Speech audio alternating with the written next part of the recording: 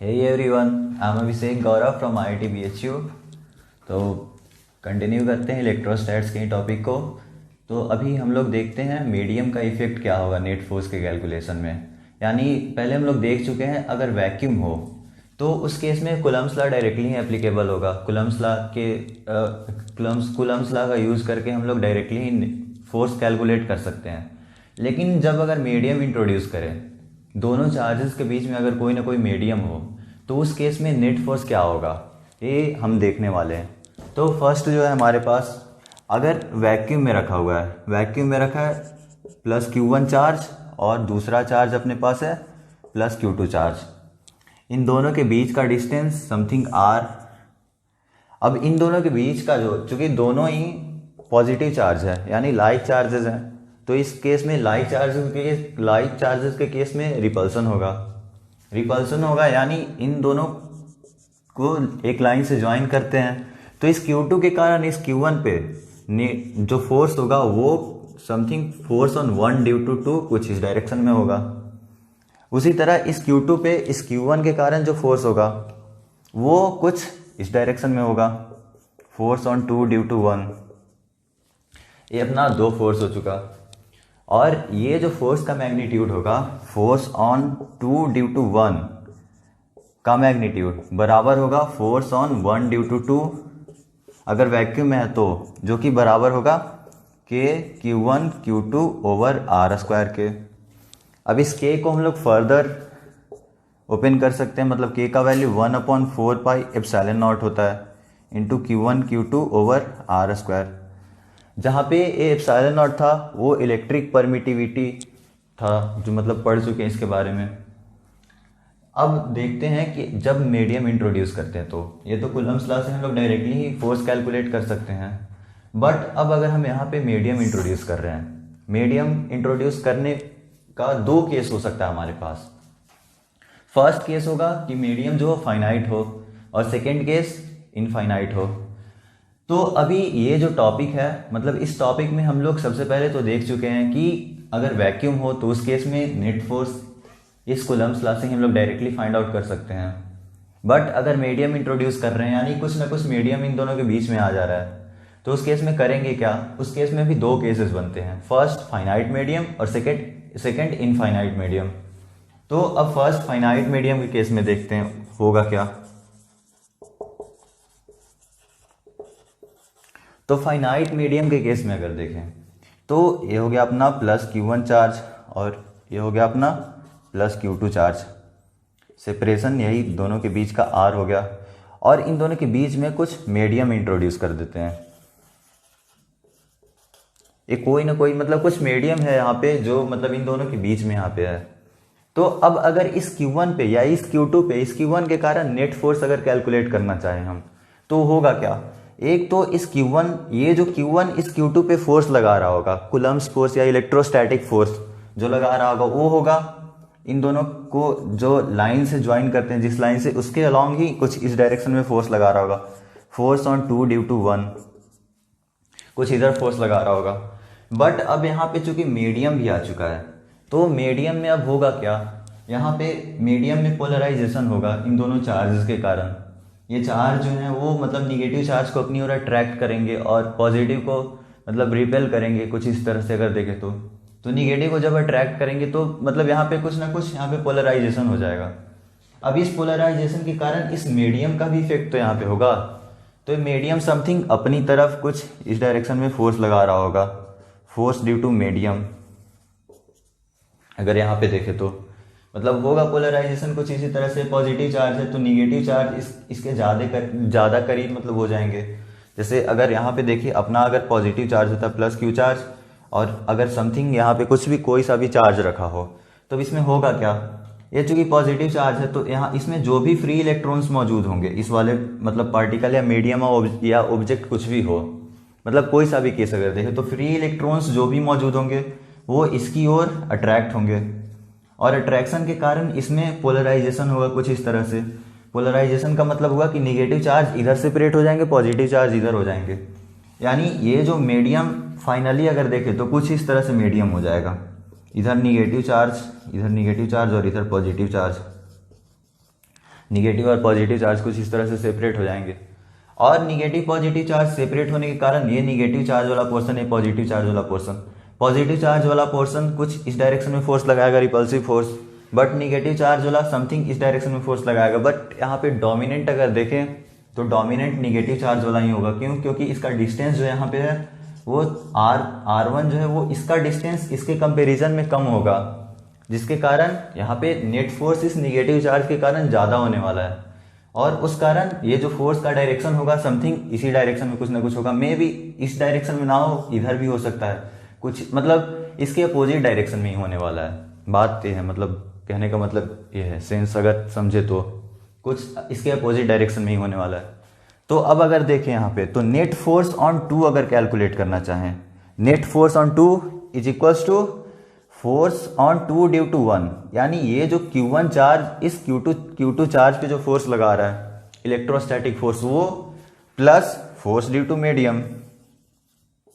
Medium के द्वारा जो भी फोर्स लग रहा होगा, तो यही अपना नेट फोर्स होने वाला है। बट अगर फाइनाइट मीडियम हो, तो फाइनाइट मीडियम के केस में हम लोग ये जो F ड्यू टू मीडियम है, मतलब फोर्स ड्यू टू मीडियम है, वो कैलकुलेट नहीं कर सकते हैं अगर फाइनाइट मीडियम हो हमारे पास तो इसलिए यहाँ पे इस केस में हम लोग नेट फोर्स कैलकुलेट नहीं कर सकते हैं फाइनाइट मीडियम के केस में।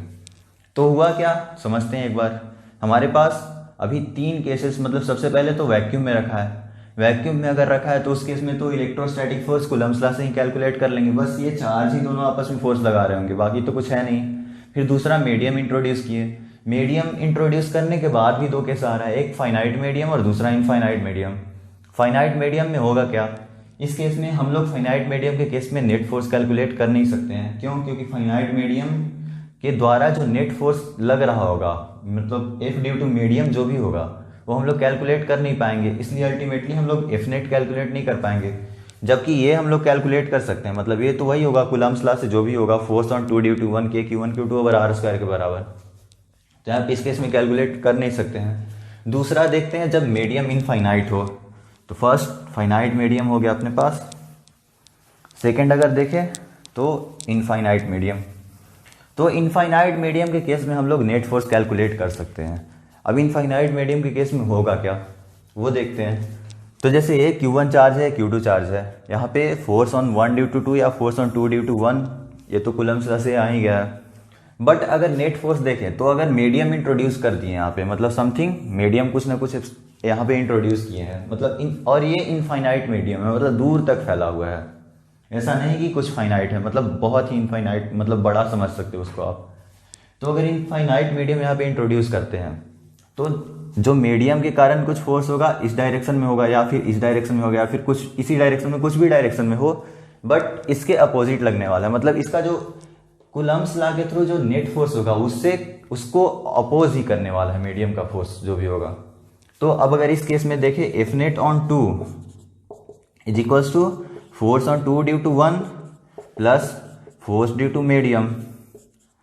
अब यहाँ पे अगर हम देखें, ध्यान दे, तो force due to medium something इसको अपोज करने वाला है, मतलब इस वाले फोर्स को अपोज करने वाला है। यानी ओवरऑल अगर मैग्नीट्यूड देखें तो magnitude wise force, net force on 2 जो होने वाला है, वो something force on 2 due to 1 में से समथिंग कुछ ना कुछ मीडियम का फोर्स सब्ट्रैक्ट होने वाला है, मतलब मीडियम का फोर्स सब्ट्रैक्ट होने वाला है, और वो जो होगा वही अपना नेट फोर्स आने वाला है। तो यहाँ पे अगर हम देखें तो जो नेट फोर्स होगा वो इस चार्ज के द्वारा, मतलब Q1 चार्ज के द्वारा जो Q2 चार्ज पे फोर्स लग रहा है उससे कम होने वाला है। क्यों? क्योंकि Q1 के द्वारा जो Q2 पे फोर्स लग रहा है, फोर्स ऑन 2 ड्यू टू 1, उसमें से समथिंग मीडियम का फोर्स हम लोग सब्ट्रैक्ट कर रहे हैं। तो सब्ट्रैक्ट करने के बाद अपने पास नेट फोर्स आ रहा है, यानी जो F नेट है, मतलब force on 2, F net force जो भी हो, इसका मैग्नीट्यूड जो है वो अपना स्मॉलर होने वाला है, किससे? फोर्स ऑन 2 ड्यू टू 1 से, इसके मैग्नीट्यूड से छोटा होने वाला है। क्यों? क्योंकि अभी समझ चुके हैं यहाँ पे मीडियम का फोर्स इसको अपोज करेगा, अपोज करने के कारण होगा क्या कि इसमें से समथिंग मीडियम का फोर्स सब्ट्रैक्ट कर रहे हैं, इसमें से समथिंग अगर सब्ट्रैक्ट कर रहे हैं तो इससे तो अल्टीमेटली छोटा ही होगा जो फाइनल रिजल्ट आने वाला है अपना। तो रिजल्ट F4, मतलब नेट फोर्स ऑन 2 जो था वही रिजल्ट आने वाला है अपना, और नेट फोर्स ऑन 2 इस केस में अगर देखें तो फोर्स ऑन 2 ड्यू टू 1 से छोटा हो जाएगा। तो अब अगर हम रेशियो ले दोनों का, ये जो दोनों फोर्स है, first force on 2 due to 1 over net force on 2, इसका अगर रेशियो देखें तो ये रेशियो होने क्या वाला है, ऊपर वाला टर्म नीचे वाले टर्म से बड़ा है। अब नीचे वाला टर्म अगर छोटा है तो इसका अगर रेशियो ले तो ये ओवरऑल 1 से बड़ा होने वाला है, ओवरऑल 1 से बड़ा होने वाला है। ये चीज़ ध्यान दे के रखना है, इसको ध्यान देना है थोड़ा अच्छे से। तो ये जो रेशियो है, अब इसी रेशियो को हम लोग एप्सिलॉन आर से डिनोट करते हैं, यानी फोर्स ऑन 2 ड्यू टू 1। यहां पे अगर देखें तो force on 2 due to 1 over net force on 2, इसी को हम लोग एप्सिलॉन आर से डिनोट करते हैं। और ये एप्सिलॉन आर होता है relative electric permittivity of medium, मतलब किसी भी मीडियम का रिलेटिव इलेक्ट्रिक परमिटिविटी क्या है, ये एप्सिलॉन आर होता है, जो कि रेशियो होता है फोर्स ऑन 2 ड्यू टू 1, मतलब जो Q1 चार्ज Q2 पे फोर्स लगा रहा है, इलेक्ट्रोस्टैटिक फोर्स, जो कि कूलम्स लॉ से हम लोग फाइंड आउट करेंगे, डिवाइडेड बाय जो भी इस पे नेट फोर्स लग रहा होगा, मतलब नेट फोर्स मीडियम और इस चार्ज को कंसीडर करते हुए जो भी नेट फोर्स लग रहा होगा, उन दोनों का रेशियो जो होगा उसको एप्सिलॉन आर से डिनोट करते हैं। अब इसका मतलब इसको हम लोग बोलते हैं relative electric permittivity of medium. तो आई होप आपको इतना समझ में आया होगा। अब अगर इसको आगे अगर मतलब फर्दर इसको अगर कंटिन्यू करें तो अपने पास अगर देखें एफ नेट यही तो है, तो अगर हमें एफ नेट कैलकुलेट करना हो तो अगर एफ नेट कैलकुलेट करें अगर, तो एफ नेट अपने पास हो जाएगा फोर्स ऑन 2, यानी F net on 2 is equals to, यहां से अगर देखें तो इसको उधर ले जाएं, इसको इधर ले आए, यानी force on 2 due to 1 over epsilon r, यही तो अपना नेट फोर्स ऑन 2 आने वाला है। बस मतलब यहाँ पे कुछ किया नहीं है, बस इसी इक्वेशन को थोड़ा अरेंज कर दिया, मतलब F2 को इधर ले आते हैं और एप्सिलॉन आर को नीचे ले आते हैं, तो ये इक्वेशन फाइनली अपने पास होने वाला है। तो जो नेट फोर्स होगा वो डायरेक्टली ही अपने पास क्या आ गया, force on 2 due to 1 over epsilon r. अब फोर्स ऑन 2 ड्यू टू 1 देखे तो ये है, यानी अगर नेट फोर्स ऑन 2 कैलकुलेट करें तो force on 2 due to 1 K Q1 Q2 over are square over epsilon r. अब इस K को फर्दर ओपन करते हैं, यानी 1/4 pi epsilon naught into epsilon r इधर ले आते हैं into Q1 Q2 over are square. ये हो गया नेट फोर्स ऑन 2, जहां पे एप्सिलॉन आर होगा relative electric permittivity of the medium, मतलब जिस भी मीडियम में इन दोनों चार्जेस को रखे हैं उस मीडियम का रिलेटिव इलेक्ट्रिक परमिटिविटी होता है एप्सिलॉन आर।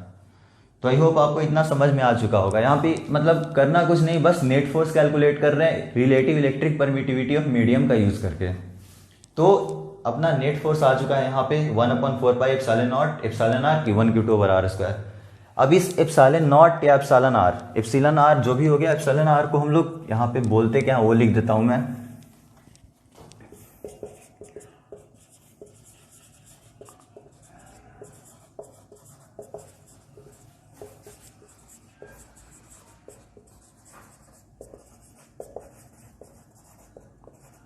और इसी को डाई इलेक्ट्रिक कांस्टेंट भी बोलते हैं, यानी अगर कहीं आपको डाई इलेक्ट्रिक कांस्टेंट भी अगर इसको बोले तो उसे गलत नहीं समझना है, वो भी मतलब सही है। तो इसको डाई इलेक्ट्रिक कांस्टेंट भी बोलते हैं,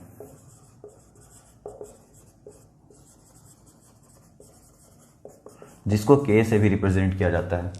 यानी ये जो एप्सिलॉन आर है इसी को रिलेटिव इलेक्ट्रिक परमिटिविटी या तो फिर डाई इलेक्ट्रिक कांस्टेंट भी बोलते हैं। तो अब अगर यहाँ पे देखिए अपना नेट फोर्स जो आ चुका है, नेट फोर्स यहाँ पे आ चुका है अपना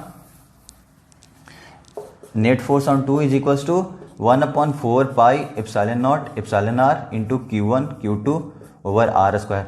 अब ये जो epsilon naught into epsilon r का टर्म आ रहा है, इसको हम लोग डायरेक्ट ही epsilon are into epsilon naught, इसको एप्सिलॉन से रिप्रेजेंट करते हैं। और ये जो एप्सिलॉन होता है इसको बोलते हैं absolute electric permittivity of the medium.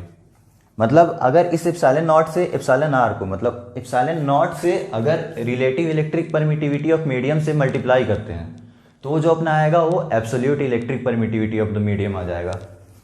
यानी यहां से epsilon is equals to epsilon are into epsilon naught आ गया है यहाँ पे। और इस एप्सिलॉन को बोलते हैं absolute electric permittivity of the medium. मतलब थियोरेटिकल ही है थोड़ा, इसमें कुछ वैसा कॉन्सेप्ट है नहीं, तो थियोरेटिकल ही है, याद ही रखना है जो भी है। तो एप्सिलॉन को यहाँ पे बोलते हैं एब्सोल्यूट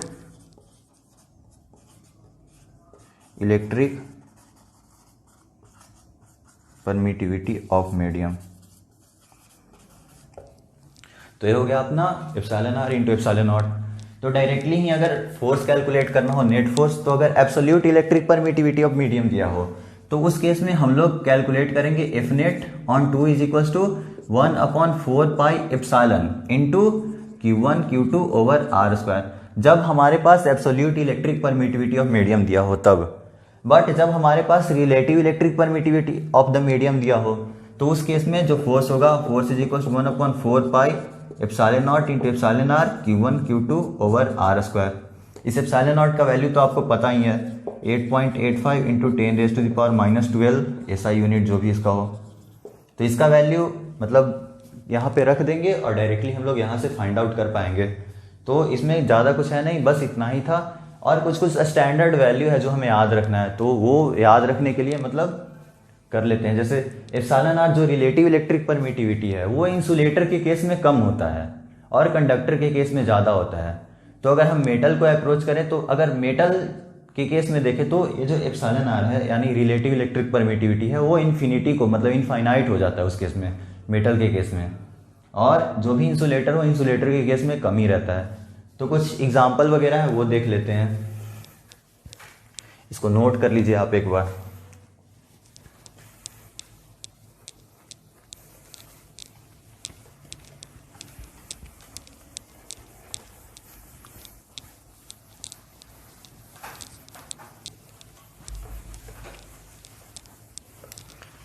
तो अब देखें तो वैक्यूम के केस में इस epsilon r relative electric permittivity का वैल्यू देखते हैं। तो वैक्यूम के केस में एप्सिलॉन आर का वैल्यू 1 होता है, तभी तो उस केस में हम लोग फोर्स अगर देखें तो 1/4 pi epsilon naught into Q1 Q2 over are square ले लेते हैं वैक्यूम के केस में। और अगर एयर के केस में देखें तो एयर के केस में epsilon r nearly equal to 1 होता है, मतलब 1 के बराबर ही आप उसको अज्यूम कर सकते हैं एयर के केस में। बाकी अगर ग्लास देखें तो ग्लास के केस में एप्सिलॉन आर का वैल्यू 6 होता है और वाटर के केस में एप्सिलॉन आर का वैल्यू 81 के आसपास होता है। मतलब इतना वैल्यू जो है ये आपको थोड़ा याद रखना है, मतलब स्टैंडर्ड वैल्यू है। वैसे इसका यूज उतना कुछ खास आने वाला है नहीं, बट फिर भी याद रखे तो सही होगा। वैसे जहाँ भी यूज आता है वहाँ क्वेश्चन में आपको दिया रहता है, लेकिन आप मतलब एडवांटेज के लिए आप इसको याद रखते हैं कि अगर क्वेश्चन में नहीं आए तो फिर उस केस में आप डायरेक्टली ही आप लोग मतलब पुट करके आंसर फाइंड आउट कर सकते हैं। बट वैसे ज़्यादा इंपॉर्टेंट है नहीं, तो इसको बस इतना याद रखना है। और अगर मेटल के केस में देखें तो मेटल के केस में epsilon r infinity nearly infinity को अप्रोच कर जाता है, मतलब बहुत ही ज़्यादा एप्सिलॉन आर होता है। तो यही बस इतना था। और इसमें एक दो बातें और थी कि इंसुलेटर जो है इंसुलेटर के केस में